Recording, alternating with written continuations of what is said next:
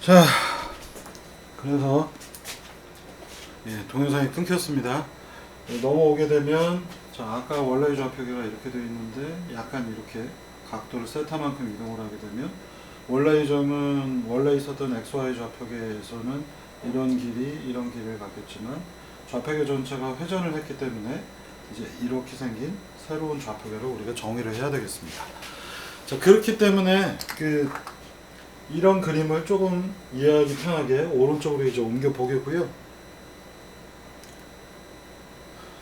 자, 빨간색. 요게 해당하는 점이 지금 X축으로 이만큼 새로운 X좌표계 이 녀석을 토대로 이렇게 이동을 했겠고요. 그 다음에 이쪽으로 이렇게 움직였을 거예요. 그러면 지금 여기에 있는 이 축을 오른쪽으로 이쪽으로 평행 이동을 시키게 되면 이와 같이 그림이 그려지겠죠. 그죠? 자, 그래서 여기에는 새로운 Y축이 이쪽으로 평행 이동해서 그림이 이렇게 됐습니다. 그렇다면 원래 X축, Y축이 있고 요 점이 여기를 이동했다고 가정을 하겠고요. 그래서 X축으로 이만큼 이동을 했고 원래는 이쪽에 Y축이 있어야 되겠지만 그게 이쪽으로 평행 이동하면 이와 같은 길이를 갖을 거고요. 자, 아까는 내가 새로운 X축에서 얼마만큼 갔는지 궁금했는데 그 길이가 이만큼이고 나는 X만큼을 갔다 라는 얘기가 되겠고요. Y축을 따라서 얼마만큼 갔는지 물음표로 궁금했었는데 이걸 여기 그림에서는 이쪽 방향으로 Y축만큼 갔다 라고 가정을 하겠습니다. 그래서 이렇게 두 가지가 그림이 새로 그려진다고 보시면 되겠고요. 자, 그럼 조금 깨끗하게 이 부분들을 다시 한번 정리해서 보겠습니다. 자, 그러면 여기에 요 Y축 새로운 요 원래 있었던 P 지점이 요 점이라고 가정을 하겠고요. 요 점이 새로운 점 P라고 했을 때 X축으로 이만큼, 새로운 X축으로 이만큼, 새로운 Y축으로 이만큼 가고 이 부분은 직각이 되겠죠. 자, 그러면 우리는 이거를 수식으로 표현할 수 있습니다. 사인, 코사인, 탄젠트라고 하는 수식 오랜만에 다시 보면 세타가 있고 A분의 B는 코사인, A분의 C는 사인, B분의 C는 탄젠트라고 했을 때 우리는 이 점 P가 X, Y라고 하는 원래의 좌표계에 대해서도 점을 정의할 수 있겠고요. 새로운 세타만큼 회전한 X축, Y축에 대해서도 P를 정의를 할 수 있겠습니다. 그럼 이걸 이제 한번 구해 봅시다. 자, 먼저 여기서부터 여기까지의 거리를 우리는 쉽게 구할 수 있죠. 여기까지의 이만큼 이동한 게 대문자 X만큼 이동을 했다고 치면 이 거리는 X의 코사인 세타를 하게 되면 우리는 이 거리를 구할 수가 있겠습니다. X 코사인 세타가 바로 첫 번째 이 길이만큼이 되겠고요. 다음 요 P까지의 거리를 알고 싶은 거예요. 여기서부터 X0, 요 라인에 해당하는 P의 좌표를 구하고 싶고, 요 이만큼의 거리에서 요만큼을 빼게 되면 나는 여기서부터 여기까지 간 거리를 알 수가 있잖아요. 이 거리에서 이걸 빼면 요 거리가 나올 것이고, 얘는 X0 코사인 세타고, 여기에 있는 값은 요 위에 있는 삼각형, 요 삼각형을 토대로 해서 계산해 보면 이 길이가 y라고 아까 얘기를 했기 때문에 y에 대한 사인 세타가 바로 요 거리가 되겠습니다. 자, 그래서 여러분들이 이걸 복잡하게 생각하지 마시고요.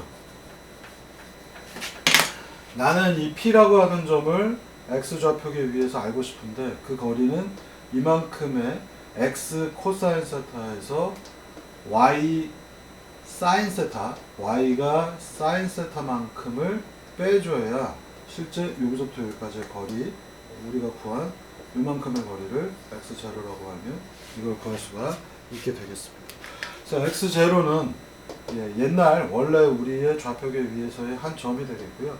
X0는 X 코사인 세타, Y 사인 세타로 표현할 수 있겠고요. 자, 그러면 이제 X에 대해서 구했기 때문에 Y도 쉽게 구할 수 있겠습니다. Y는 원래의 좌표계 위에서 Y0를 내가 구하고 싶은 건데 이 Y0는 요만큼 올라가고요.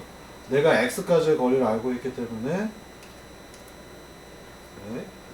x에 대한 사인 세타죠. 요 x 값, 요 길이 x가 사인 세타만큼, 요 길이가 x 사인 세타에 해당하잖아요. 그래서 요 빨간색 플러스 위에 있는 빨간색이 필요한데 그건 이만큼의 거리, 여기서부터 여기까지 가는 때 y만큼 했고 y 코사인 세타가 더하기가 돼서 요 빨간색과 요 빨간색을 더하면 y0가 나오겠습니다. 자, 그래서 최종적인 수식은 x0는 x 코사인 세타 y 사인 세타 빼기 y0는 x 사인 세타 플러스 y 코사인 세타라고 하는 수식이 만들어진 거고요. 여러분들이 고등학교 때 이 수식을 배웠습니다. 자, 그래서 이걸 좀 정리해서 표현해 보면 여기 전 페이지에 있던 거고요.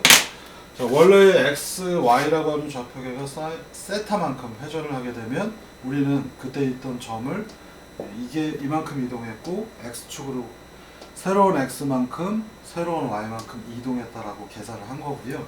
여기에 있는 점을 새로운 좌표계로 표현하고 여기에 있는 점을 원래의 좌표계에 의해서 표현한다면 이 점을 원래 좌표계의 x0, y0로 표현한 게 이 수식이 되겠고 그때 새로운 좌표계 x, y는 이와 같은 수식으로 표현이 됩니다. 자, 이게 바로 그 여러분들이 고등학교 때 배웠던 회전 행렬에 해당하는 값이 되겠고요. 여러 가지 이 모든 점들은 이와 같은 수식을 토대로 해서 이동을 하게 되면 이게 실제로 좌표 변환하는 예제로서 표현을 해놨습니다. 그래서 실제 원래 아까 첫 번째 아까 보시면은 사각형 그리기 예제가 있었잖아요. 요 예제인데 처음에 100과 50이라고 하는 형태로 그림이 그려졌을 텐데 그게 지금의 수식을 통해서 좌표 변환을 한다면 여기 보시면 되겠습니다. 새로운 x0 좌표는 x만큼 얼마만큼 갔을까요?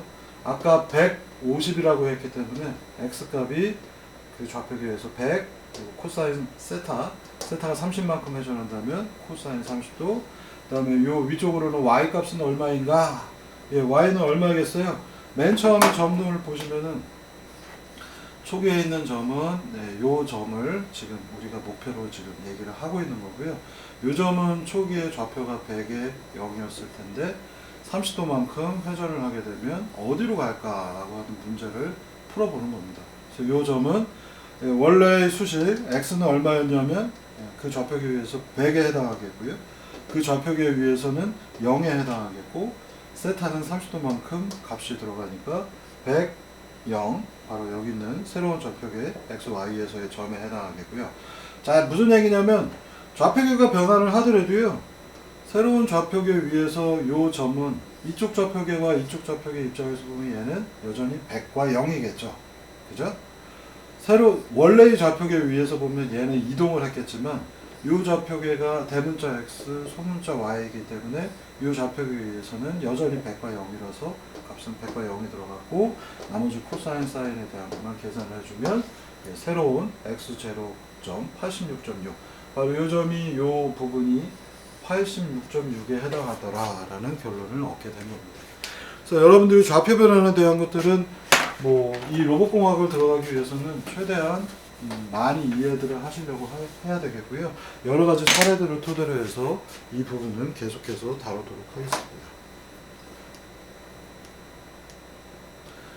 자, 그래서 이제 우리는 로봇공학에서 트랜슬레이션하고 로테이션을 되게 많이 다룰 거고요. 우리는 프로그래밍 언어들을 써서 이걸 표현하기 때문에 많은 경우에 트랜슬레이션은 트랜스 땡땡 인자 XY가 들어가겠고 로테이션은 로테이션 각도 이런 식으로 표현할 텐데요. 대부분 이제 뒤에 가면은 행렬을 기반으로 해서 우리가 다룰 것이기 때문에 트랜슬레이션은 T, 로테이션은 R 이런 식의 용어들로 많이 표현을 할 겁니다. 자, 그러면 이것들을 합쳐서 우리가 이제 진짜 트랜슬레이션, 로테이션을 합쳐서 변환이라고 하는 트랜스폼에 대해서 다룰 것이고요. 이 부분은 이제 호모제니어스 트랜스폼을 토대로 해서 계속 제가 설명을 드리도록 하겠습니다. 자, 그래서 이 트랜스폼이라고 하는 것, 변환이라고 하는 것은 결국은 뭐냐? 우리가 선형 변환인 행렬을 이용해서 표현할 거고요. 여러분들 예전에 선형대수 이런 것도 배웠습니다. 그래서 선형대수에 해당하는 행렬 계산을 토대로 해서 우리가 다룰 것이고, 예, 여기에 보시면 이제 새로운 용어 H라는 게 등장합니다. 로테이션과 트랜슬레이션 이 두 가지를 합쳐놓은 것을 우리가 H라고 하는 호모지니어스 트랜스폼이라고 부를 겁니다. 그래서 호모지니어스 동차 변환이라는 것들을 우리가 배울 거고요. 그래서 맨 처음에 생각해 보시면 자동차가 있는데 자동차가 처음에 이 좌표계 위에서 로테이션을 하게 되면 얘가 어떻게 되겠어요? 이렇게 변환을 하겠죠. 로테이션을 이쪽으로 했다고 치면 자동차가 이렇게 되겠고요. 그래서 원래 자동차가 이와 같이 있는데 로테이션을 해서 이렇게 변한 것을 다시 트랜슬레이션을 해서 이와 같이 이동을 하겠다라는 형태로 그림으로 표현을 해놨습니다. 자, 그래서 우리가 배우게 되는 이 동차 변화는요, 동차 행렬 또는 동차 변환 이렇게 부르고 있는데 구조가 되게 독특합니다. 로테이션과 트랜슬레이션이 행렬 안에 같이 들어가 있고 여기는 또 0과 1로 표현을 하게 되겠고요.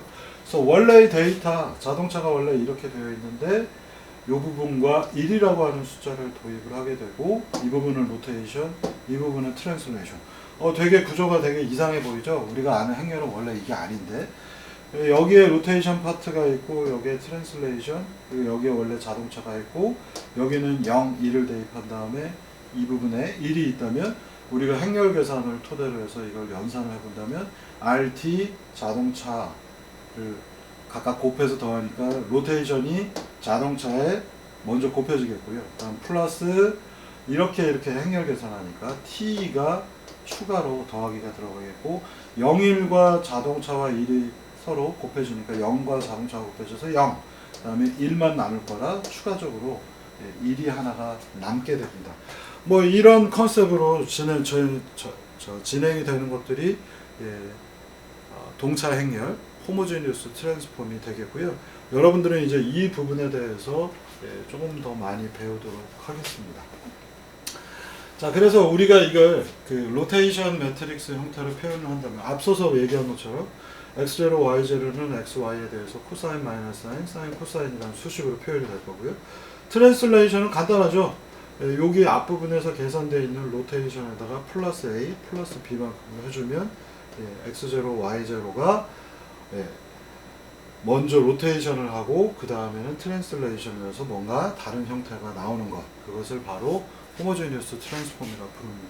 이 부분을 우리가 조금 더 복잡하게 여러 가지 수식들을 이용을 해서 이제 다룰 거고요.